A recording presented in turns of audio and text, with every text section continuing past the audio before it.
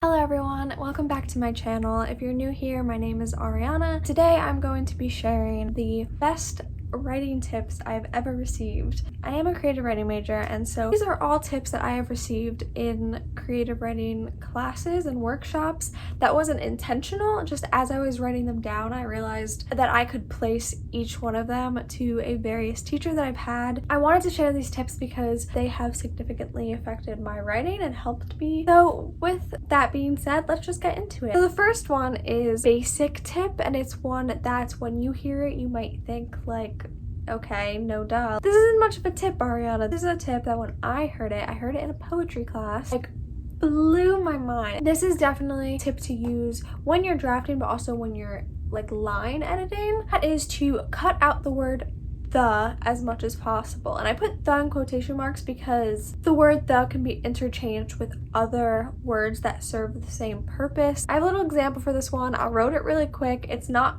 great writing by any means, but it's enough to serve its purpose. Our garden grew quickly, its flowers springing up as if desperate for the sun. On a basic level, that is a fine sentence, but now this might not always work. Sometimes it does sound better with those words in the sentence, but just to experiment, I have been told to like go through sentences like that and just see how it sounds if you were to do this. Our garden grew quickly, flowers springing up as if desperate for sun. This is a matter of preference and subjectivity, so you may think that the first one sounds better, some may think that the second one sounds better. The second one is definitely more succinct. I like to cut out as many of those words as I can in my writing. Second tip is that subtlety is key. This can mean a variety of things. One, subtext is generally a great thing in writing, and you should be trying to use it as much as you can. Generally want to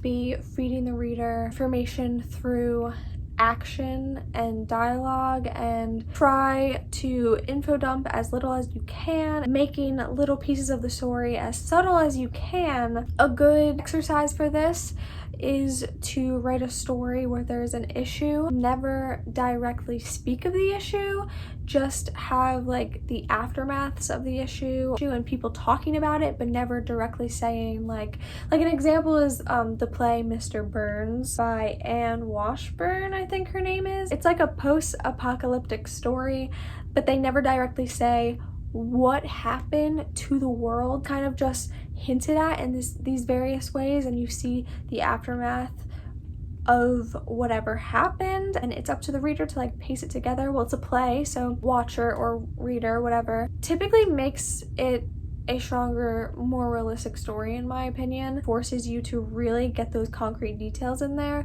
and the reader is actually experiencing the event rather than just being told about it. Subtlety can also just mean not making things melodramatic and not being so over the top. This is especially important when you're writing about heavier topics. I find that when heavier topics are handled more subtly, they are, one, taken more seriously because they're not seen as this melodramatic thing. Two, let's say you're writing a story about grief. Subtlety in situations like that often makes it feel more real and less trivialized, maybe? I don't know if that makes sense. Tip number 3 is to challenge yourself to write as economically as possible.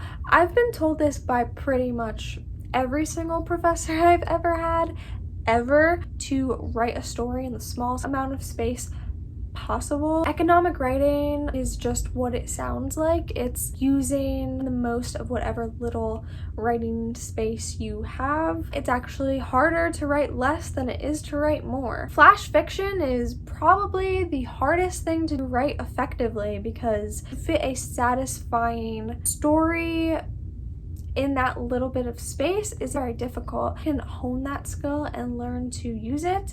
It'll help your writing overall. Even if you're writing novels, you want to like get to the good stuff and then you want to write that succinctly. Just making your writing tighter. Get yourself a loose leaf piece of paper and tell yourself that you only have the front side of a piece of paper, and see if you can write like a satisfying story or piece of a story. See if you can accurately get a relationship across in that little bit of space. My fourth tip, that's one. My fourth tip is to find the knot of your story. Professor told us this in my creative nonfiction class, and it was really helpful because a lot of the times when you're writing about yourself, you don't really want to face the knot of the story, and so you kind of write around it. But the knot of a story is basically the thing inside of a person that they need to unravel. This is really helpful in fiction as well, in terms of figuring out motive and desires and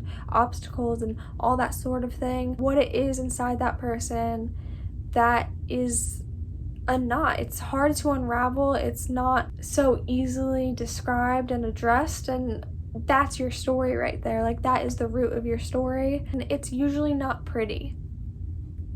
So my fifth tip is to zoom in and out of detail. This is something that I learned when I was in high school. It's a very basic concept, but it really helped me when I was a starting writer, and that is to narrow in on small details and then kind of zoom out from that small detail to an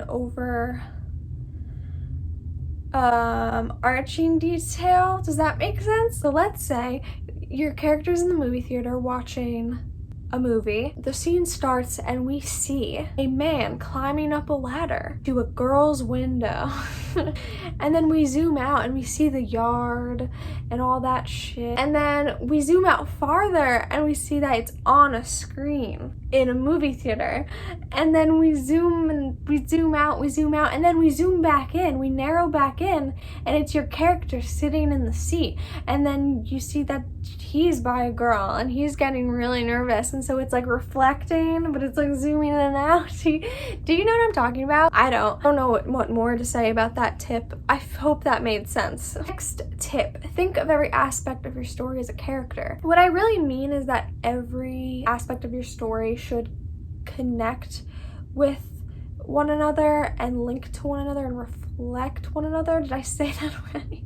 So when we learned this in my class, it was all about, here's the exercise. Use the weather and make the weather reflect the story and the emotions of the characters. And there was a story that we read that was really good example for this, but I don't remember what it was. In that story, basically this man's like depressed because he's stuck in this town. All the nature is being destroyed in the town. So like the tops of trees are getting cut off, and then it reflects something about his head. God forbid any of my professors ever watch this video. It's gonna like take my degree away. Setting and the weather and the characters should all be connected. They should all reflect one another. You should use it to your advantage. If someone's feeling sad, maybe it's raining outside. Maybe it's raining outside. Ever think of that? Maybe it is. Maybe it's not. Maybe it's just cloudy. Maybe it's really sunny and they hate it because they can't connect to that, because they don't agree with that. They can't relate to the sun. Ever think of that? Okay, here's just a tip that's my way of going on a little tangent and telling a little story time. You can almost always make a story more interesting than its original idea. That's right, I'm calling you all out, I'm calling myself out, I'm calling every writer in the world out. Get attached to that original idea, and guess what? The professor's gonna tell you, maybe you should change this and make it not boring. I've had this happen 3 times, and every time it happens, every time this happens, it's the same professor telling me, hey, jazz this up a bit. Not even necessarily that the story I have is boring, but something that workshops have taught me is that a story can almost always be made more interesting than it was the first time you wrote it, and that you should not be afraid to like push the limits when it comes to anything. Fun stuff is the stuff that maybe you're a little hesitant to write because it's a little, you know, a little taboo or a little harder or a little weirder. But that's what makes a good story.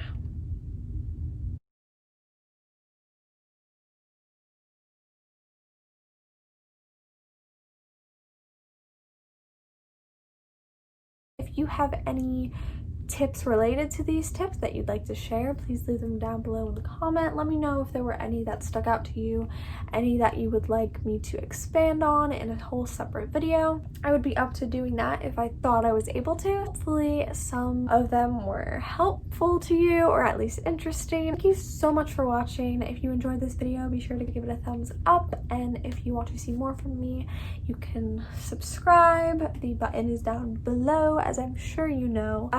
See you next time. Bye.